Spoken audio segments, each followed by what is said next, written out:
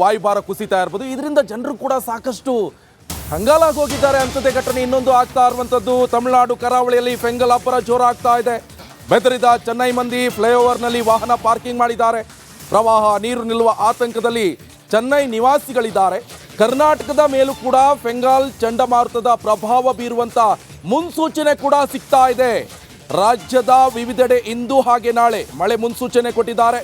ಬೆಂಗಳೂರು ಸುತ್ತಮುತ್ತ 2 ದಿನ ಮಳೆಯಾಗುವ ಸಾಧ್ಯತೆ ಇದೆ. ಅಯ್ಯಯ್ಯೋ, ಬೆಂಗಳೂರುಗರ ಮಂದಿ ಅಯೋಮಯ ಆಗತ್ತೆ. ಹಿಂದೆ ಒಂದು ದೊಡ್ಡ ಚಂಡಮಾರುತ ಬಂದು ಅರ್ಧಕ್ಕರ್ಧ ಬೆಂಗಳೂರು ಮುಳುಗಡೆ ಆಗಿದೆ.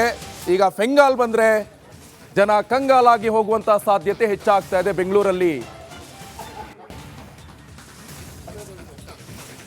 ನೋಡಿ, ಆ ದೃಶ್ಯವನ್ನು ಕೂಡ ನೀವು ನೋಡ್ತಾ ಇರ್ಬೋದು. ಯಾವ ರೀತಿಯಾಗಿ ಚಂಡಮಾರುತದ ಅಬ್ಬರ ಸಮುದ್ರದಲ್ಲಿ ಆ ತೆರೆಗಳ ಏರಿಳಿತ ನೋಡಿ. ಫ್ಲೈಓವರ್ನಲ್ಲಿ ವಾಹನಗಳನ್ನು ಕೂಡ ಪಾರ್ಕಿಂಗ್ ಮಾಡಲಾಗಿದೆ. ಆ ದೃಶ್ಯವನ್ನು ಕೂಡ ನೀವು ನೋಡ್ತಾ ಇರ್ಬೋದು. ಜನರಿಗೆ ಎಲ್ಲೊಂದು ಕಡೆ ಮುನ್ಸೂಚನೆ ಈಗಾಗಲೇ ಕೊಟ್ಟಿರುವಂಥದ್ದು. ಜನರು ಕೂಡ ಬಹಳ ಎಚ್ಚರಿಕೆಯಿಂದ ಇರಬೇಕಾಗತ್ತೆ. ಯಾಕಂತ ಹೇಳಿದ್ರೆ ಒಂದು ಕಡೆ ಗಾಳಿ ಅಬ್ಬರ ಇರ್ಬೋದು, ನೀರಿನ ಸೆಳೆತ. ಎಲ್ಲ ಒಂದು ಕಡೆ ಈ ಬೆಂಗಳೂರಿಂದ ಊರ ಕಡೆ ಹೋಗೋದು, ಬೀಚ್ ಬದಿ ನಿಂತ್ಕೊಳ್ಳೋದು, ಏನು ಗೊತ್ತಿರೋದಿಲ್ಲ. ಅಲೆಗಳ ಅಬ್ಬರದಿಂದ ಏನಾದರೂ ಆಗ್ಬೋದು. ಎಚ್ಚರಿಕೆಯಿಂದ ಇರಬೇಕು.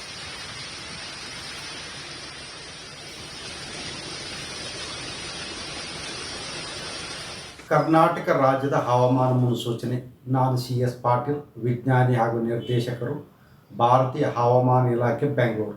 ನಾನು ಮುಂದಿನ 5 ದಿನಗಳವರೆಗೆ ಕರ್ನಾಟಕ ರಾಜ್ಯದ ಹವಾಮಾನ ಮುನ್ಸೂಚನೆಯನ್ನು ಸಂಕ್ಷಿಪ್ತವಾಗಿ ವಿವರಿಸುತ್ತೇನೆ. ಇಂದು ಫೆಂಗಾಲ್ ಚಂಡಮಾರುತವು ಸುಮಾರು ಚೆನ್ನೈಯಿಂದ ಆಗ್ನೇಯ ದಿಕ್ಕಿನೆಡೆ 250 ಕಿಲೋಮೀಟರ್ ದೂರದಲ್ಲಿ ಇದೆ. ಇಂದು ಸಾಯಂಕಾಲ ಇದು ತಮಿಳುನಾಡು ಹಾಗೂ ಪಾಂಡಿಚೇರಿಯ ಮಧ್ಯದಲ್ಲಿ ಹಾದು ಹೋಗುವ ಸಾಧ್ಯತೆ ಇದೆ. ಇದರ ಜೊತೆಗೆ ಗಾಳಿ ವೇಗ ಪ್ರತಿ ಗಂಟೆಗೆ 70ರಿಂದ 80 ಕಿಲೋಮೀಟರ್ ಬೀಸುವ ಹೆಚ್ಚಿನ ಸಾಧ್ಯತೆ ಇದೆ. ಇದರ ಪ್ರಭಾವದಿಂದ ನೋಡಿ, ಈಗಾಗಲೇ ಗಮನಿಸ್ತಾ ಇದ್ವಿ, ರಾಜ್ಯದಲ್ಲಿ ಸಂಪುಟ ಪುನರ್ರಚನೆ ಇರ್ಬೋದು, ಸಂಪುಟ ಸರ್ಕಸ್ ಆಗತ್ತೆ ಅನ್ನುವಂಥದ್ದು ಕೂಡ ಸಾಕಷ್ಟು ದೊಡ್ಡ ಸುದ್ದಿ ಆಗ್ತಾ ಇದೆ. ಆ ಪುಕಾರಿಗೆ ಬ್ರೇಕ್ ಬೀಳುವಂತೆ ಎಲ್ಲ ಲಕ್ಷಣಗಳು ಕೂಡ ಈಗ ಗೋಚರ ಆಗ್ತಾ ಇದೆ. ರಾಜ್ಯ ಸಂಪುಟ ಪುನರ್ರಚನೆಗೆ ಹೈಕಮಾಂಡ್ ನಕಾರ. ಯಾರಿಗೇನಾದ್ರೂ ಹೇಳ್ಬೋದು, ಮೇಲಿಂದ ಆಗ್ಬೇಕಲ್ವಾ, ಶಂಕದಿಂದ ಬಂದ್ರೆ ಮಾತ್ರ ತೀರ್ಥ ಅದು. ಸಚಿವ ಪ್ರಿಯಾಂಕ್ ಖರ್ಗೆ ಹೇಳ್ತಾ ಇರುವಂಥದ್ದು, ಸದ್ಯಕ್ಕೆ ಈಗ ರಾಜ್ಯದಲ್ಲಿ ಸಂಪುಟ ವಿಸ್ತರಣೆ ಇಲ್ಲ. ಸಂಪುಟ ಸೇರುವ ಉತ್ಸಾಹದಲ್ಲಿದ್ದವರಿಗೆ ಈಗ ನಿರಾಸೆ ಆಗ್ತಾ ಇದೆ. ನನಗಿರೋ ಮಾಹಿತಿ ಪ್ರಕಾರ ಸಂಪುಟ ವಿಸ್ತರಣೆ ಇಲ್ಲ ಅಂತ ಕಲಬುರಗಿಯಲ್ಲಿ ಸಚಿವ ಪ್ರಿಯಾಂಕ್ ಖರ್ಗೆ ಹೇಳ್ತಾ ಇದ್ದಾರೆ. ಪ್ರಿಯಾಂಕ್ ಖರ್ಗೆ ಯಾರು? ಮಲ್ಲಿಕಾರ್ಜುನ್ ಖರ್ಗೆ ಅವರ ಮಗ. ಮಲ್ಲಿಕಾರ್ಜುನ್ ಖರ್ಗೆ ಯಾರು? AICC ಅಧ್ಯಕ್ಷರು. ಮುಗೀತು. ಯಾರೇನು ಹೇಳಿದ್ರು ಮೇಲಿಂದ ಬರ್ಬೇಕಲ್ರಿ, ಶಂಕದಿಂದ ಬಂದ್ರೇ ತೀರ್ಥ ಅಲ್ಲ. ಈಗ ಮಂತ್ರಿಗಳ ಮೌಲ್ಯಮಾಪನ ಮಾಡೋ ತಪ್ಪ ಇಲ್ಲ ಅಲ್ಲ. ಅದು ಪ್ರತಿ 3 ತಿಂಗಳಿಗೆ 4 ತಿಂಗಳಿಗೊಮ್ಮೆ ಮಾನ್ಯ ಮುಖ್ಯಮಂತ್ರಿಗಳು ಉಪಮುಖ್ಯಮಂತ್ರಿಗಳು ಕೂತ್ಕೊಂಡು ಬಜೆಟ್ ಪ್ಯಾರಾನಲ್ಲಿ ಯಾವುದ್ಯಾವ್ದು ಅನುಷ್ಠಾನಕ್ಕೆ ತಂದಿದ್ರೆ ಅದು ಇದು ಚರ್ಚೆ ಆಗ್ತಾನೆ ಇರುತ್ತೆ. ಅದಕ್ಕೆ ಹೇಳ್ತಾ ಇದ್ದೀನಿ. ಅಯ್ಯೋ, ನನಗೆ ಮಾಹಿತಿ ಇದೆ ಅಂತ ಹೇಳ್ತಾ ಇದ್ದೀನಲ್ಲಿ. ನೀವು ಇಲ್ಲ ಅಂತ ಕೇಳಕ್ಕೆ ರೆಡಿ ಇಲ್ಲ, ಅದು ಬಂದಿರೋ ಸಮಸ್ಯೆ. ಯಾರೇನು ಹೇಳಿದ್ರು ನಮಸ್ಕಾರ. ಉತ್ತರ ಕರ್ನಾಟಕ ಮಂದಿಗೆ ಉತ್ತರ ಕರ್ನಾಟಕ ಸುದ್ದಿಯನ್ನು ಕೊಡೋಕೆ ನಾ ಶ್ರೀಪಾದ್ ಪಾಟೀಲ್ ನಿಮ್ಮ ಮುಂದೆ ಬಂದು ಕುಂತೀನಿ. ಈಗ ಉತ್ತರ ಕರ್ನಾಟಕದ ಪ್ರತಿ ಜಿಲ್ಲೆ ಒಳಗೆ ಏನೇನು ಆಗಾಕತ್ತೈತಿ ಅನ್ನೋದ್ರ ಬಗ್ಗೆ ನೋಡ್ಕೊಂಡು ತಗೊಂಡು ಮೊದಲನೇದಾಗಿ ಬೆಳಗಾವಿ ಸುದ್ದಿಪ್ಪ. ನಾನೇನು ಬೇಕಂತ BJPಗೆ ಹೋಗಿಲ್ಲ ಅಂತ ಶಾಸಕ ರಮೇಶ್ ಜಾರಕಿಹೊಳಿ ಸಾಹೇಬರು ಹೇಳ್ಯಾರ. ಬೆಳಗಾವಿ ಒಳಗೆ ಮಾತಾಡಿದ್ರು ಅವರು. BJPಗೆ ನಾನು ಅನಿವಾರ್ಯವಾಗಿ ಹೋಗೀನಿ. ನಾ ಕಾಂಗ್ರೆಸ್ಸಿಂದನ 5 ಸಲ MLA ಆದವ.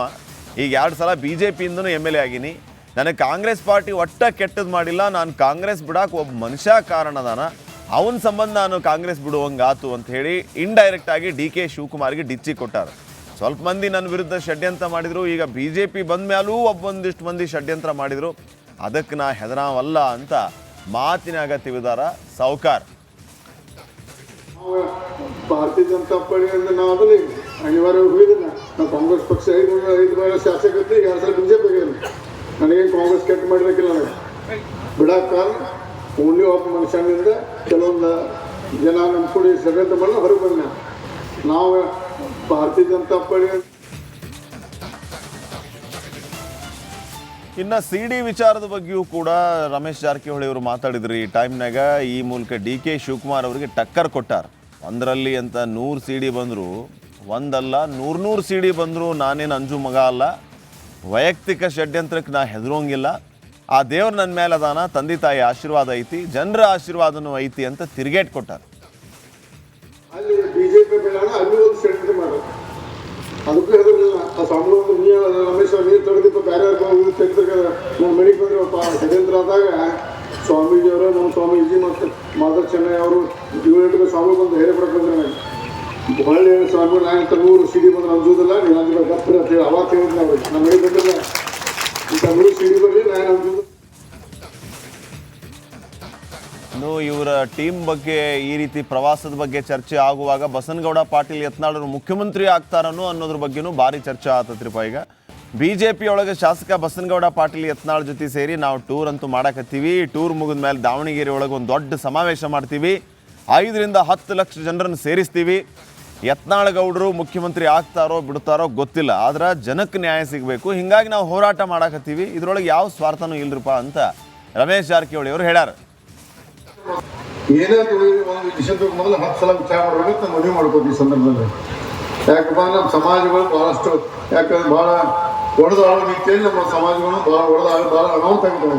ಈ ಕೊನೆಗಳಿಗೆ ನಾವು ಒಂದಾಗಿ ಹಿಂದೂ ಜನಾಂಗ ಬರೀ ವಾಲ್ಮೀಕಿ ಉತ್ಪಾದಕರುಗಳಲ್ಲ, ಎಲ್ಲ ಸಣ್ಣ ಸಣ್ಣ ಸಮಾಜ ಕೂಡಿ ನಾವು 74% ಹಾಕೋಣ. ನಾವು 74% ಹಾಕೋಣ. ನಮ್ಮ ಆಳಾಗಿ 26% ಮಂದಿ ನಮ್ಮನ್ನ ಆಳ್ತಾರೆ, ನಮ್ಮ ಡಿವೈಡ್ ಮಾಡಿ. ಅದಕ್ಕೆ ದಯವಿಟ್ಟು ಈಗ ಯಾಕಂದ್ರೆ ಈಗ ನಮ್ಮ ಅಂಬರೀಷ್ ಮಹಾರಾಜ ಹೇಳಿ ರೆಬಲ್ ಆಗ್ತಾರೆ. ರೆಬಲ್ ಯಾಕೆ ಹಾಕೊಂಡ್ರೆ ನಾವು ರೆಬಲ್ ಹಾಕಿ ನಮ್ಮ ಮಂಡಿ ಸಂಬಂಧ ಹಾಕಿ ನಮ್ಮ ವೈಯಕ್ತಿಕ ನಾವು ಆರಾಮ್ ಇಡ್ಬೋದು. ನಮ್ಮ ಮಂತ್ರಿ ಕಾಯಿ ಮಂತ್ರಿ ಇರ್ತೀನಿ, ನಾನು ಕಾಯಿ ಮಂತ್ರಿ ಇರ್ತೀನಿ, ನಾವು ಆರಾಮ್ ಗೊತ್ತು, ಈಶ್ವರ ಗೊತ್ತು ಆರಾಮ್ ಇರ್ತೀನಿ. ಬೀದರ್ ಜಿಲ್ಲೆ ಒಳಗೆ ಲೀಡರ್ಸ್ ಹೊಡೆದಾಟಕ್ಕೆ ಸಕ್ರೆ ಕಾರ್ಖಾನೆ ಬಂದಾಗೋ ಪರಿಸ್ಥಿತಿ ಬಂದೈತೆ ನೋಡ್ರಿ. 25,000ಕ್ಕೂ ಹೆಚ್ಚು ರೈತ ಕುಟುಂಬಗಳು ಈ ಫ್ಯಾಕ್ಟ್ರಿನ ನಂಬ್ಕೊಂಡು ಜೀವನ ಮಾಡಕತ್ಯಾರ. ಸಾವಿರಾರು ನೌಕರರು ಇದ್ರ ಮೇಲೆ ಅವಲಂಬನ ಅದಾರ. ಈ ಸಕ್ಕರೆ ಕಾರ್ಖಾನೆ ರಾಜಕಾರಣಿಗಳ ಹೊಡೆದಾಟದಿಂದ ಸಾಲದ ಸುಳಿಗೆ ಸಿಕ್ಕಾಕೊಂಡೈತಿ. ಬೀದರ್ ಸಹಕಾರ ಸಕ್ಕರೆ ಕಾರ್ಖಾನೆ ಮಚ್ಚಲೂ ಮಾಡ್ರಿ ಅನ್ನೋ ಒತ್ತಾಯ KDP ಸಭೆಯೊಳಗೆ ಕೇಳಿ ಬಂದೈತಿ. ಪರಿಷತ್ ಸದಸ್ಯ ಡಾಕ್ಟರ್ ಚಂದ್ರಶೇಖರ್ ಪಾಟೀಲ್ ಹಾಗೂ ಪರಿಷತ್ ಸದಸ್ಯ ಭೀಮರಾವ್ ಪಾಟೀಲ್ ನಮ್ಮ ಶಾಸಕರ ನಿಧಿ ಅನುದಾನ ಕೊಡ್ತೀವಿ, ಕಾರ್ಖಾನೆ ಆರಂಭ ಮಾಡ್ರಿ ಅಂತ ಒತ್ತಾಯ ಮಾಡ್ಯಾರ. ನೋಡ್ಬೇಕು ಸರ್ಕಾರ ಏನು ಮಾಡುತ್ತಾ, ಇದನ್ನ ಎಷ್ಟು ಸೀರಿಯಸ್ ಆಗಿ ತೊಗೊಂತಾರ ಅಂತ ಹೇಳಿ. ಇನ್ನು ಈ MLA ಸಾಹೇಬರುಗಳು ಹಿಂಗೆ ಒತ್ತಾಯ ಮಾಡಿದ್ದ ತಡ BJP ಶಾಸಕರೆಲ್ಲರೂ ಕೂಡ ಇದಕ್ಕೆ ಒಪ್ಪಿಗೆ ಕೊಟ್ಟಾರ. ಆಗಲ್ರಿಪ್ಪ, ನಾವು ಕೊಡ್ತೀವಿ, ರೊಕ್ಕ ಬೇಕಾರ ಅದನ್ನ ಕಾರ್ಖಾನೆ ಸ್ಟಾರ್ಟ್ ಮಾಡ್ರಿ ಅಂತ ಹೇಳ್ಯಾರ. KKRB ಅನುದಾನ ಕೊಡ್ರಿ ಅಂತ ಉಸ್ತುವಾರಿ ಸಚಿವ ಈಶ್ವರ್ ಖಂಡ್ರೆ ನೇತೃತ್ವದಾಗ ಏನೊಂದು ಮೀಟಿಂಗ್ ಮಾಡಿತ್ತು, ಅದ್ರಾಗ ಇದ್ರ ಬಗ್ಗೆ ಮಾತಾಡ್ಯಾರ. ಅಂದ್ರೆ KDP ಮೀಟಿಂಗ್ನಾಗ ಶಾಸಕರು ಈ ಬಗ್ಗೆ ಒತ್ತಾಯ ಮಾಡ್ಯಾರ. ಹಿಂಗಾಗಿ